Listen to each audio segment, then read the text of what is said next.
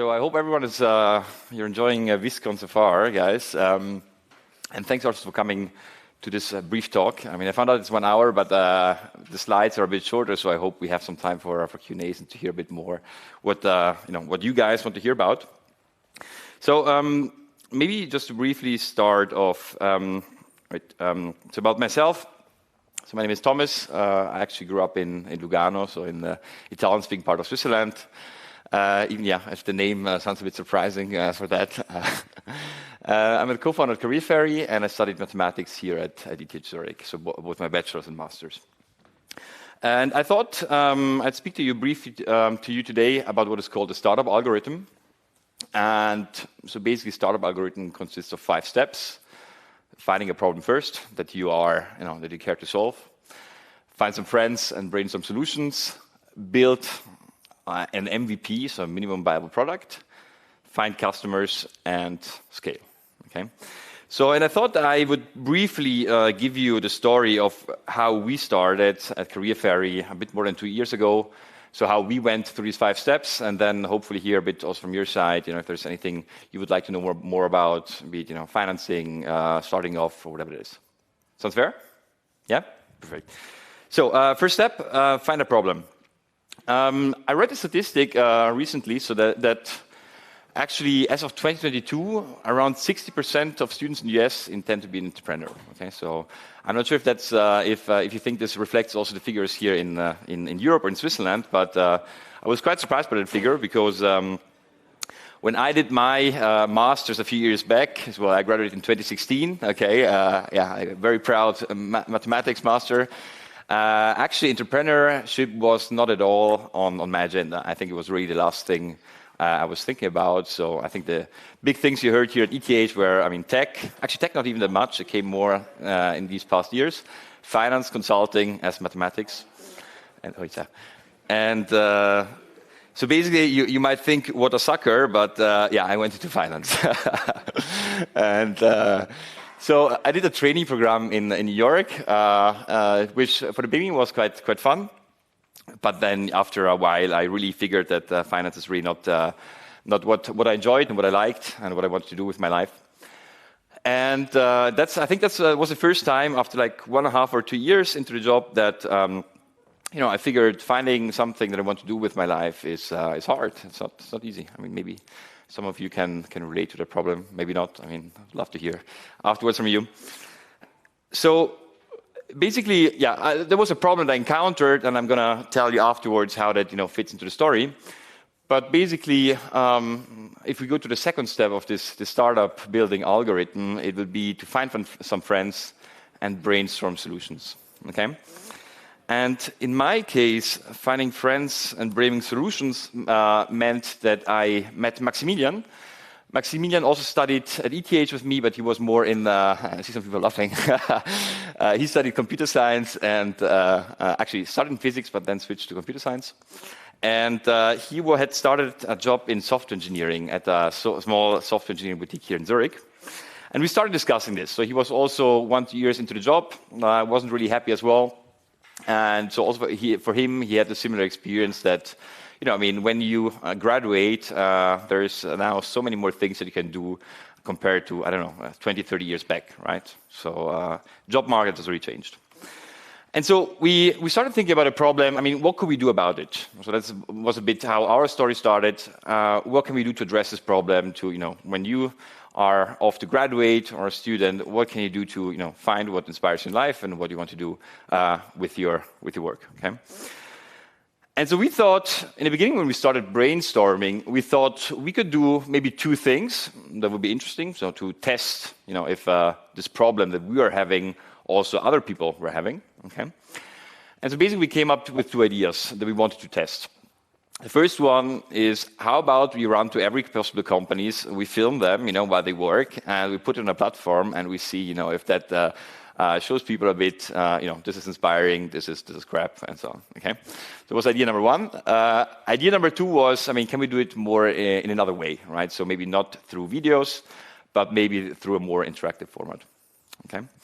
And so basically, the next step in the startup algorithm was for us to test both of these ideas, okay? So to see are we the only ones having this pain point? Are other people having this pain point? And yeah, so the goal was to build a minimum viable product. So meaning the minimum amount of features that you can build in a product to test the hypothesis that, the problem that we are having, finding out what we want to do with your work life is tough. Okay. So in our case, for the first idea that you might remember was recording employees everywhere. This was basically grabbing a camera and running around wild in Zurich and, recording people and, seeing is someone interested in watching these kind of things. So it turns out that, we started doing this and we found some paying pilot customers, which I guess was good. But yeah, we lost lots of time. I think I studied mathematics. I started to edit videos. I was terrible at it. And so yeah, not a very good idea. Yeah. And so idea 2, can we do this in a more interactive format? It was the second test. So we tried to use the live stream. We thought live streaming might be a good way to try this out. So we thought, okay, we didn't want to build for a minimum viable product an own live stream platform, but just use something that's on the market. So we started off with YouTube Live and, built a very simple UI, for people, to click something, to ask questions and so on, and try to find some pilot customers to see, does someone pay us, do some companies actually pay us to present themselves on our, crappy YouTube Live platform, no? So that was and yeah, so we actually did find some pilot customers that were saying, okay, you guys are a spinoff from ETH, a startup from ETH. We want to try it out. We want to give it a try.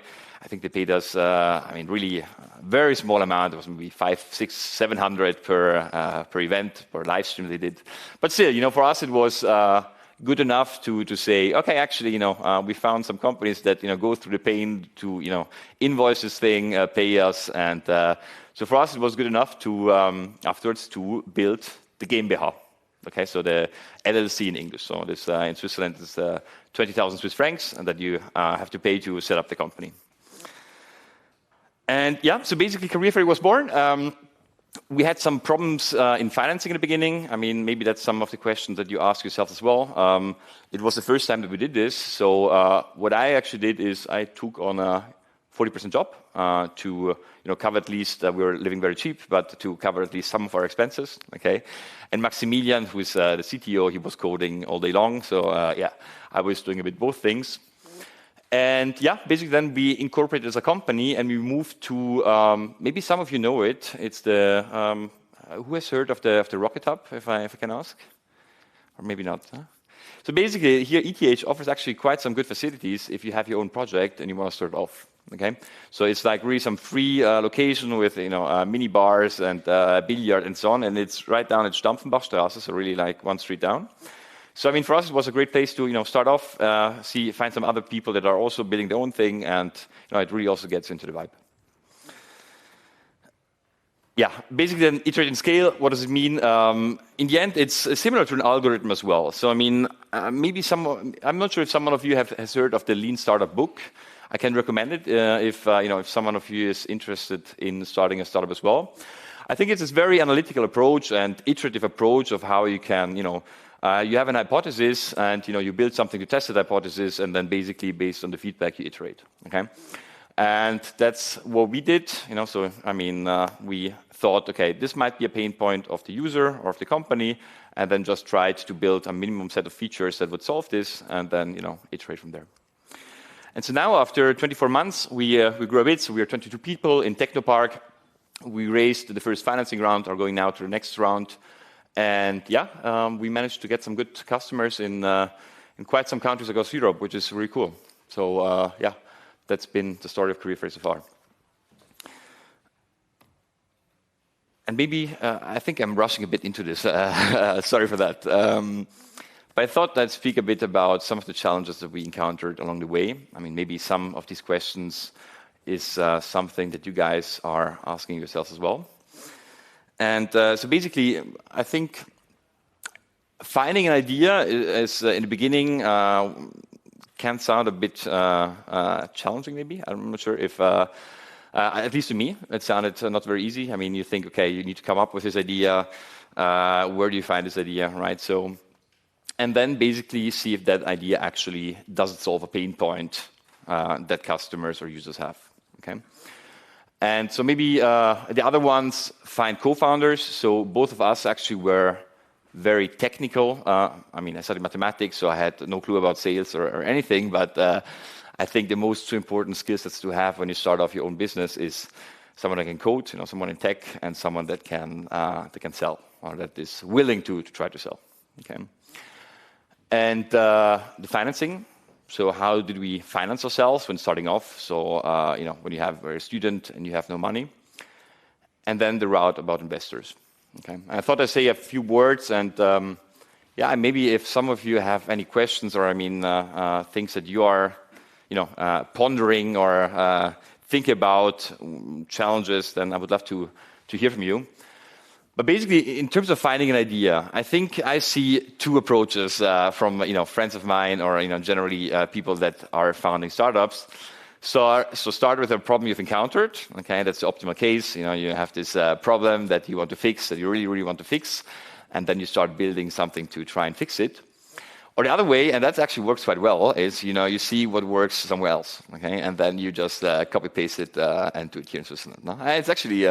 I think there are many of these kind of. Maybe some of you do.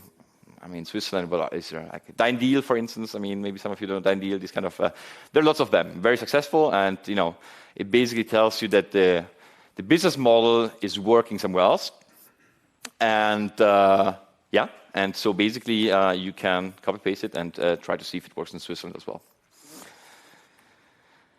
And then the second point, and I think that's the most important point, is it goes back to this iterative mindset that I think is very important when you start a startup, to really take it as an experiment, this idea you have, or an hypothesis, and then really try to see, is someone buying it? That's the optimal case, or is someone using it?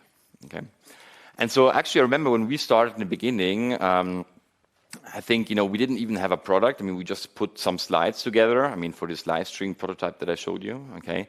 And I just, tried to write some emails to companies saying, hey, we are this cool startup from ETH, and, we have this live stream platform. Do you want to try it out? It costs so much, trying to set up some calls. And I think that's really, we changed idea twice actually in the beginning, because really from the feedback that you got early on, okay? Because you really find early on, is someone willing, even if it's only, 500 to 1,000 Swiss francs, if you're speaking to companies, is someone willing to give it a shot, so are you hitting a pain point that user, that company is having, yeah? And so that's on this side. I'm not sure if there are any questions. Please interrupt me. I'm speaking a lot, so please. I had one from the previous slide. Yeah, sure. Just curious about the copycat thing. Yeah. Don't investors realize it's a copycat? And I don't know, first if they do diligence, they just find out, there's a company investing in the exact same thing. So the question is if investors don't mind if they see it, yeah. Actually, for some it's actually good, because they are happy. They see, okay. Imagine it depends clearly on which stage the original startup is. If they are, let's say, Series A, which would be, let's say, the second financing round they do, and they're in the US, they're also quite new in starting off, okay? But it means that they have some initial traction, and they got some financing, and that's actually for, if you are speaking here to invest in Europe, telling him you want to do a copycat, it's great, because, he sees in other countries this is already working. So, yeah. But it depends. If it's a huge competitor, then, some questions might come, like, what happens when this startup comes over? Yeah. Yeah. Cool, thanks. So we already spoke about that. Exactly. So I think that's what we found out the hard way, that, this, if you build it, they will come. That really doesn't work. We, in the beginning, we just, hacking your things and then, going viral and so on. It's just, it's just a lot of work. Yeah. And, I think this is also one of the things that maybe in the beginning you really don't think about it that much, because maybe you just start off with some friends, that are also passionate about, or want to try something to see if you can build up something, and maybe it's not something that you think about consciously when you start off and building something. But I think in hindsight, this is something where I also see many early other teams that cannot make it after a certain point, because you just lack some skill diverse. Maybe you are two very technical co-founders, which is great, right? But there are also, really platforms to nowadays, startups that match you with, for instance, commercial co-founders. Okay, so if you want to, I don't know, find a guy from St. Gallen, maybe, that's cliche, or wherever it might be, that maybe wants to do more the sales part, right? I mean, I know quite a few technical teams that do not want to do sales themselves. So, I mean, finding such a co-founder is very helpful. And then I think one of the things that I found out while we were starting and doing this startup, and which is actually very cool, is that nowadays there's a huge ecosystem, also here at ETH and in Switzerland in general, to really help you, get started. Okay, so this means office space. This means, financing, even if you have only an idea. Okay, there's like things like Venture Kick. They give you up to, I think, 100,000 for, 10,000 the first round where you only have an idea. Then you can get started with that idea, and then they give you 50,000, and so on. So I mean, there's really lots of things which I didn't know about before, which really help you to, which can help you to really go that way, okay, and give it a try. And I think one thing we learned is that investors really do love startups on ETH. So I mean, all of you are smart guys, and I mean, the ETH brand is really great. So I mean, when you go out and speak to investors, they really love that. Yeah. But this is really not speaking about investors at all. This is really first early steps, programs that ETH has, that if you are, working on something cool, they give you office space, they give you financing and so on. So there's really lots of things. I mean, please do hit me up. I mean, if some of you have some questions about that, or if I can make some intros or send something, I mean, send me an email, give me a call, yeah, and I'm happy to speak about this more. Yeah, and I think the last point is last question that comes at some point is, okay, so maybe we got this free office from ETH, maybe we got like, 10K, 20K to start off from some of these programs that there are here at these schools. So at some point, you have, the first prototype, and you have one or two pilot customers that are using your product, that are enjoying your product, and then the question is, how do you scale? And basically, the best way to scale is actually, if you can, is probably route number one, which means bootstrapping. And bootstrapping means is that you finance yourself from the products that you sell. Okay, so it means that imagine you are building, I don't know, a software as a service kind of product, and you sell that. You have a few paying customers in the beginning, and that gets you going slowly. I mean, then why is it the best way? Because the moment you get investors in, it means that they get part of your startup. Okay, so basically, when a moment comes, they can decide. They have a say in what you can do with your company, and they, if you sell it, the company or whatever, they get a part of it as well. Okay, so that's a bit. And the other route is, for instance, for us, bootstrapping was really difficult because, we were building a platform, and there the ticket size, so the amount that you sell to customers for, it's not in the 100,000, okay? So, if you really build something, on the deep tech, I don't know, drones or whatever it is, then you might get to the size of, sale in the beginning with a few customers that enable you to, iterate from there, and have the first cash to start off. For us, it wasn't really the case. So what we did is we skipped the friends and family, and we went to business angels. So business angels are wealthy people, and there are lots of wealthy people in Switzerland, so that's good news.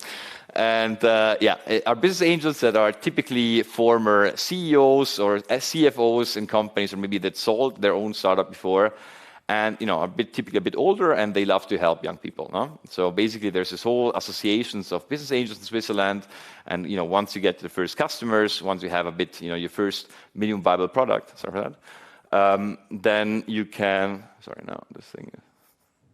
then you can speak to them, and they finance you in the early stages. Okay, so if you're in the early stages, you can speak to them, and it's mostly about you as a founding team. So they like you as a guy, they like what you want to do with your startup, the vision you want to achieve, and they give you like financing. It can be typically, I would say, between 100 and 700,000, somewhere in that range. Okay. Why would you prefer VC funds, or why would you? The truth is, we tried to get some meetings with the VC funds. In Switzerland, it's very difficult if you're early stage, okay? So I think when we spoke to business angels, we had maybe 20, 30K of revenue, on that 20,000, 30,000 of revenue, okay? And the VCs didn't, in this first round, in this business angel round that we did first, afterwards we went to VCs. But in this first round that we did, first financing, they didn't even pick up the phone. They're like, who are you guys? I mean, go and come back in 1 year, no? In other countries, such as Berlin or like US, it's very customary for venture capital funds to also finance you very early on, okay? Here, venture capital investors, which are these institutional investors, so companies that really invest all, that's what they do with their time, they want you to be at a certain stage, so a certain amount of revenue, a certain amount of customers before they look at you. So actually for us, I mean, we were, 2 people and 20K of revenue. So, I mean, we spoke with business angels and we told them, all the great things we wanted to do. And that, that gave us this first financing. And then last year we went to venture capital investors. And yeah, we have now 3 venture capital investors on board here in Switzerland. And yeah, and venture capital investors are a bit different. So, I mean, for the business angels, it's mostly wealthy individuals that, care about you as a person. If you have a cool idea, if you're a cool team, and they're more inclined to give you then some money to start off, whereas venture capital funds are much more numbers driven. Okay, so really look, okay, what are the monthly active users you have? What's the revenue you have? What's the growth curve? What's the projection? I mean, the growth plans and so on. And then you have like all these analysis that you do. Sometimes it's forecasting. So in the end, I mean, no one knows exactly, but yeah, I mean, that would be what you need then to speak to venture capital funds. I mean, so typically maybe after 1.5 years, something like that, you can go that route as well. And yeah, I think that was actually all the things that I wanted to tell you today. So I hope you have some questions because I think we finished a bit early. Yeah. Yeah. Thank you. Thank you. See you. Thank you.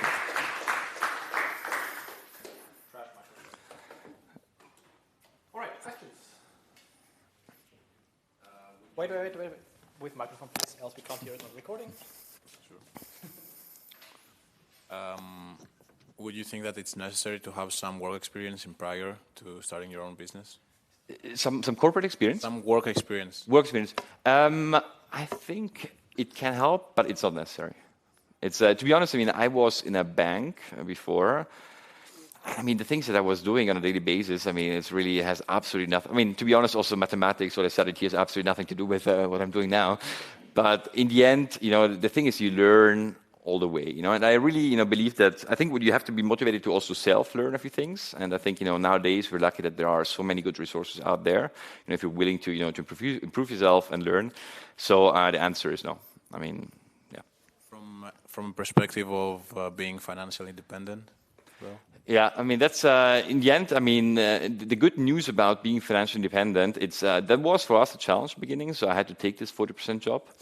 I think now if you're in your studies, and that's a good thing, I mean, there are so many more things that came up in this Swiss startup ecosystem of really, all these kind of organizations that can really help you also, to get an office, to get you the first 10, 20K to start off. I mean, you're not going to get rich with 10, 20K, But in the end, it enables you to build something, while you're studying, and then you can go to the first investors, because, I mean, then you have the first pilot customers, So, I mean, and you really have this initial help with many of these associations to, to try and really get started. I think that really helps a lot. Great. May I ask, what was your 40% job? What was this 40% job that we were working on? It was, I was doing some back office work in finance. So I actually I knew a person and he told me, okay, if you want to, I was just doing, it was something quite boring to be honest, but what was it? I mean, I was typing in some Excel sheets and stuff like that, really, not really a brainiac job, no. And I mean, I think the good news, I didn't know how to code. I mean, in mathematics, I mean, you learn hello world and these kind of things, but then after a while it stops. And I think the good news is that if you really have, are more tech, computer science, electrical engineering, nowadays even mathematics and physics, you can do so much more than I think I could do it, 6-7 years ago. So thank you. Yeah, we're welcome. Yeah. Coming.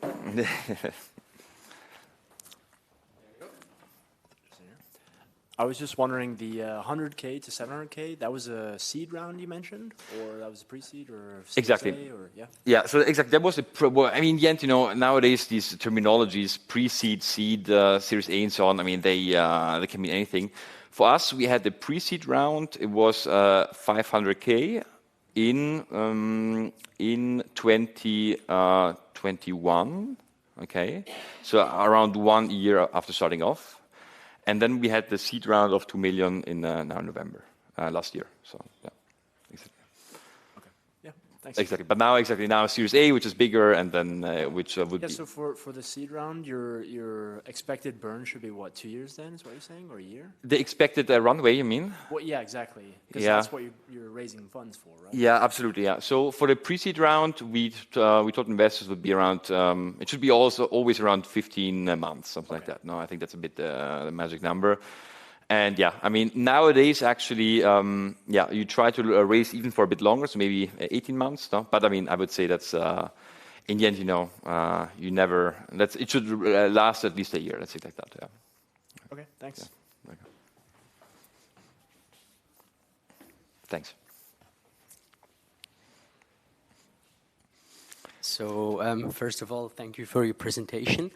And I was just wondering if you want to start a startup and if you want to bring people together on the same boat, how do you do that? Like that everybody can share the same vision? That was actually one of the most difficult things. I mean, I remember for myself, when I started, when I faced this first problem, I thought, okay, it's actually an interesting problem to solve. I mean, how do you, navigate your way around the world of opportunities that you have, how to find a job that we really like. And I mean, to be honest, I mean, for me, the toughest part was to find I knew I had to find someone technical that could code. No, I mean, so a CTO basically. And I think, finding a CTO is even tougher than finding a salesperson that can help you. So I mean, I was struggling a bit.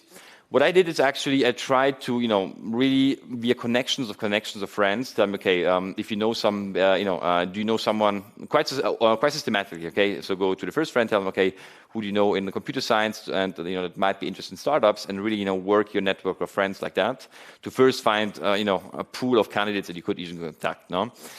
Because I mean, I didn't have anyone in my most immediate surroundings, no. And then basically, I set up quite some meetings with all of these people, and then I met Maxi, and Maxi was at a similar stage, where he was, not really super happy with his job.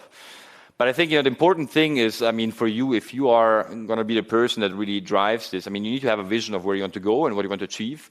Because I mean, you need to do the sales to that person that you get on board, to co-founders with you, to get him or her carried along in your vision. No? I mean, that's a lot of sales. No? So I mean, I pitched it to Maxi, the idea, and it was a pitch, and then that's the first pitch you do, right? Getting the rep on board. But it's tough. I mean, I think I tried to do it systematically.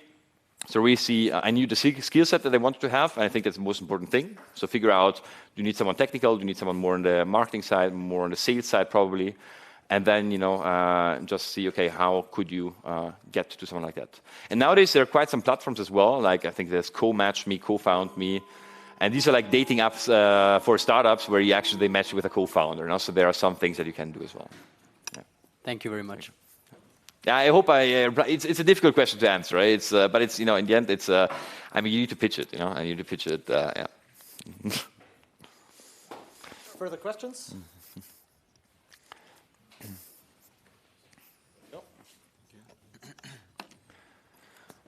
So I was wondering, how do you manage the competition? Like, if there are similar products or solutions, or if there are like big players in the market, how do you keep up your business? You mean really while developing a product, or when you're speaking to investors? So afterwards. Both while developing the product and trying to get the investment. I mean, I think first of all, I mean, it needs, I guess, a reality check on, on each of our side. If you start off your business and you see, okay, really in the same city as you or same country, there's someone that, is doing an amazing job, growing rapidly and going after your own target market that does exactly the same thing as you do, then, I mean, clearly it's tough, no? But I mean, typically what we see in many spaces, the competition, I'm not sure if you're talking more about startup competition or maybe it's big players. If it's big players, I mean, the disadvantage that they have usually is that they cannot adapt as quickly. So if you have, similar target customers that you want to target, but you do something better, then it's not that easy for these big players to adapt and copy what you're doing. But I'm not sure if that's the angle you wanted to hear about, or what exactly. What if we talk about from the point of view of an investor? Okay, yeah. So for an investor, I think the first thing that is important is to hear, first of all, about the market itself. So is the market a market that is growing? Is it a big market? Okay, because for instance, we are in the HR tech market. Okay, and the HR tech market is probably one of the most crowded markets out there. Okay, but basically the good news is that it's a market that is growing. You know, I mean, you always need people, you know, to hire. Okay, and it's actually becoming more difficult and more difficult. Okay. So I mean, if your market has some characteristics where you can tell investors, listen, I mean, it's true, there are some other startups, but it's not a winner takes it all market. But there's there's room for many competitors, and there are many markets like this. Ours is like that as well. Then actually, as long as the market is growing, it's I mean, the investors shouldn't care too much. Yeah. Thank you. I mean, if that didn't answer well the question, I mean, come down here and maybe I can give you some more. We can talk about it more specifically. Yeah.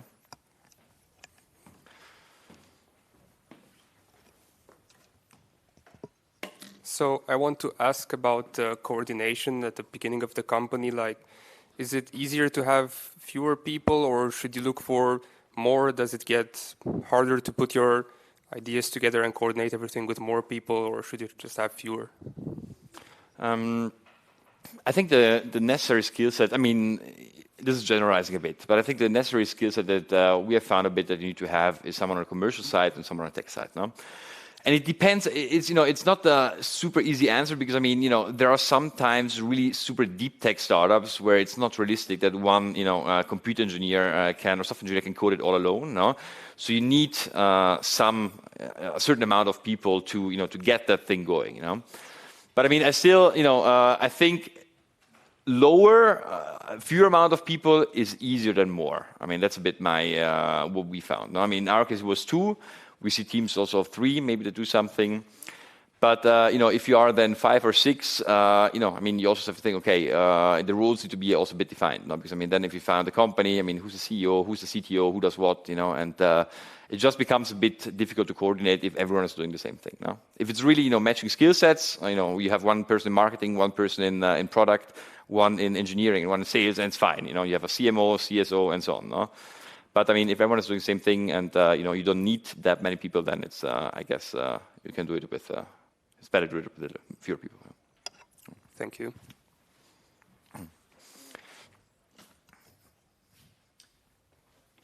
More questions?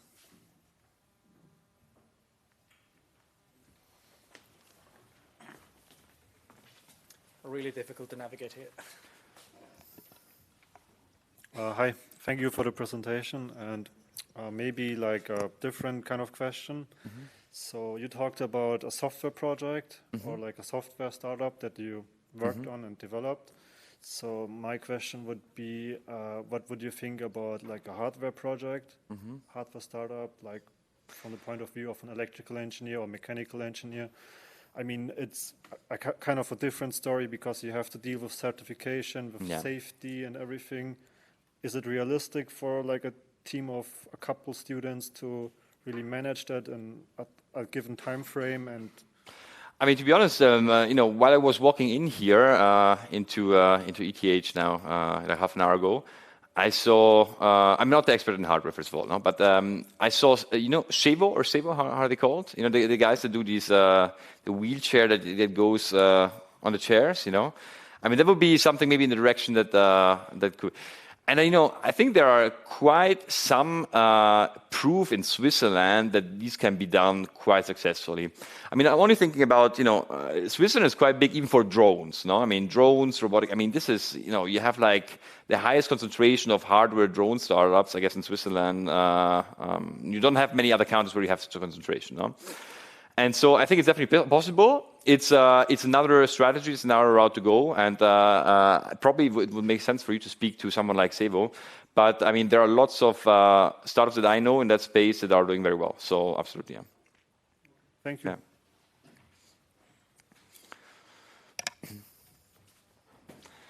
Yeah, sorry guys, I hope I didn't bore you too much. Okay, thanks. One more question. When do you think it's the right time to raise funds? For investors? So it depends. You mean the first time? So the first time for us, it was the story that we told investors for the first round, so this pre-seed round, so this first 500K. The story was we needed to get the product ready, okay? But it means product ready is a bit dangerous because, I mean, if you tell them, because if you go to an investor and you tell them, okay, I need 500K to get a product ready, then for me as an investor, I mean, it sounds a bit not very interesting, because I mean, it means, okay, I need to invest actually money for you to, even not sell something, but get to the point of, being able to sell something. So, I mean, it helps if you have a few pilot customers first, that you can show that they pay you something or use your app if it's not paid, and they are recurring. And then actually, I would start looking quite soon.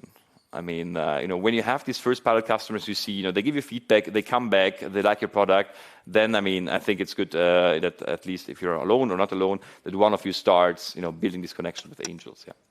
So you mean as soon as possible? So as soon as you fill in the requirements of getting funded, you try to get the funds? If you need them to scale, yes. I mean, if in the end you should only get funds if you need them. No, so I mean, do you need them to build your product? Do you need them to scale? No, if you can do it without investors, I mean, to be honest, even better. No, but I mean, most of us can't because I mean, it's tougher.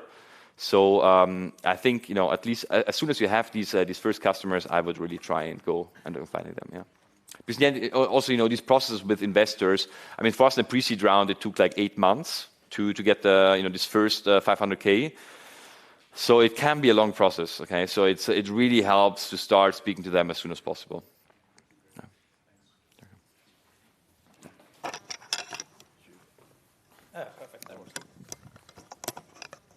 How much of your company did you give away for your funding? Now come the tough questions. Okay, so this is recorded. Okay, let me say it like that. We typically for a round, so if it's a pre-seed, seed round, and so on, it's always around 15 to. I mean, for the pre-seed rounds, around 15%, I would say, 15 to max 20, but 20 slots, so maybe 10 to 20% for the seed round, pre-seed round, and seed round, it's between 15 and 25%. So yeah, you can sum it up more or less where we are. But that's quite common across most industries. Yeah. But of the second 15% or 20? No, they get diluted as well. So I mean, if you give away the 15% for the pre-seed round, so they give you 500K and you give them 15% of the company, okay. Then for the second round, when you then go and try to speak, to the next investors, these 20%, let's say, that you then give away for the second round, they're not only of your remaining 80%, but they're across everything. Exactly. Yeah. Otherwise, you get screwed very, very quickly. Yeah. Thanks. Okay, welcome. So, guys, anything else, or was it long enough? Yeah, if not, I mean, thanks a lot, guys. And if you have questions, come down.